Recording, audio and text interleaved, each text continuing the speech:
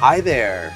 Today we'll be covering a game I've been meaning to try out for some time now, which is called none other than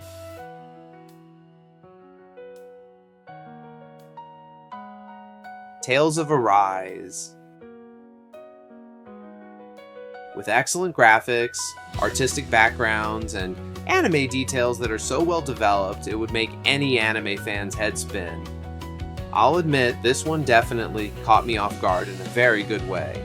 I was also pleasantly surprised to see detailed map locations, which included different areas for each main zone the player is currently in, resources, Easter eggs, and of course quest locations, indicated by star icons, and of course fast travel, which I'll admit could have been a game breaker.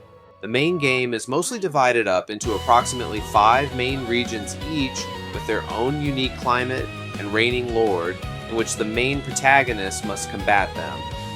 The MC himself was once called the Iron Mask, and starts out wearing a literal iron mask concealing his true identity, and along with it a forgotten past, and I should also mention he feels no physical pain, at least initially. The plot begins with him as a slave before getting involved in a rebellion, after he joins another character called Zephyr, and his followers in the aftermath of an attack upon a train convoy. And this is where he discovers a prisoner, a female character called Shion, a gunslinger who has a special ability called Thorns, which prevents anyone from touching her, lest they be attacked by what she refers to as her curse. Shion is descended from a race known as the Renans, which essentially rule over the Danans. The Renan have always been technologically superior in every way, invading the planet Dana from Rena, their home world, and thus conquering and enslaving the Danan people themselves. Dana was then divided into 5 realms governed by Renan lords, and the Danan population became a slave race forced to harvest astral energy for their oppressors. The conflict between these two groups drives the game's plot, focusing on the Danan resistance and the uprising to overthrow the Renan lords themselves.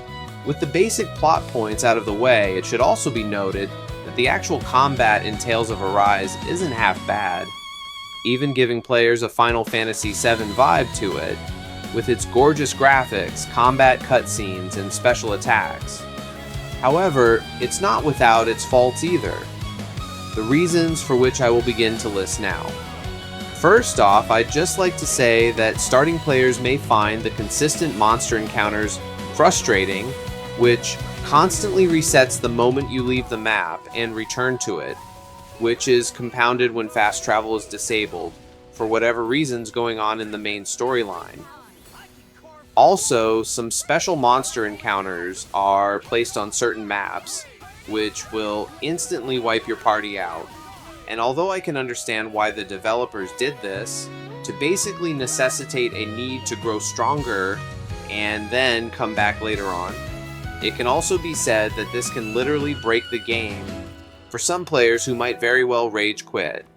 I've always believed in constant steady progression myself, and not being forced into an impossible encounter way too early on in the game, but maybe that's just me? In addition to this, I should also mention that the combat mechanics on a PC can indeed become frustrating in the middle of a battle. From being unable to go after the exact monster you wish your character to focus on, to having gaming mechanics which don't react the way you wish them to at key critical moments, all of which can become a serious problem. With that said, I should point out that I believe Tales of Arise was originally intended to be a console game, and although it may be much easier for a console player to mash keys on a controller, PC players will indeed struggle in the menus, especially if you're using a mouse and keyboard. Even exiting or reloading can become a hurdle, forcing you to control Alt and Delete just to end tasks, essentially to quit and reload. I will of course give kudos for the menus which have been divided elegantly. This allows you to not only customize which combat techniques you wish to specialize in on any given character, but also enables you to play as any party member you wish at any time, so long as that party member is currently present.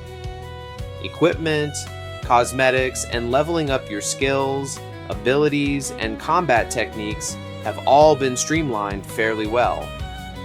This also gives players a wide array of ways to play each of the MCs to find what works best when it comes to mixing and matching what you're specifically after. I myself went for a couple of tanks mixed in with a magic caster and a healer, which I found works pretty well overall. Cosmetic looks are gained throughout the game and aren't half bad. You'll find a wide variety of little tweaks you can apply across all characters, from angel halos to cat ears and cattails. There really isn't anything off the table here, and gives players a unique ability to further customize their heroes. I myself went for an angel halo on my main MC, along with cat ears and a cattail on Xion, to make her look that much more cute during my gaming experience.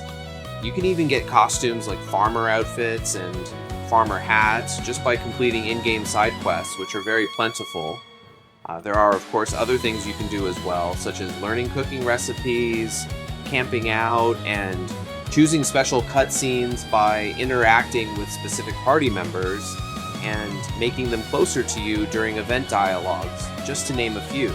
Oh, and in regards to gaining more cosmetics as well as in-game combat bonuses, there are several owls scattered throughout the world, which you must find in order to gain various rare items in return, which adds a little extra fun along the way as you venture and explore this world. The owls even have their own little sanctuary with a king and queen owl reigning over it, which I couldn't help but laugh at. I thought this was a nice touch to the overall gaming experience. So, in conclusion, I'll just say this. If you absolutely love anime games, fast-paced combat, and exploring, then maybe Tales of Arise is for you. But if you're easily flustered by constant slugfests or just prefer a slower pace, then this one might not be for you. For me, it's a one-off game. But with that said, the story is incredible. The music and cutscenes are beautiful, and the graphics are awe-inspiring. As for the characters themselves, they're very heartfelt and will quickly grow on you, but this is of course my own opinion. So maybe give a go. Until next time, make sure to leave a like and subscribe. Peace out.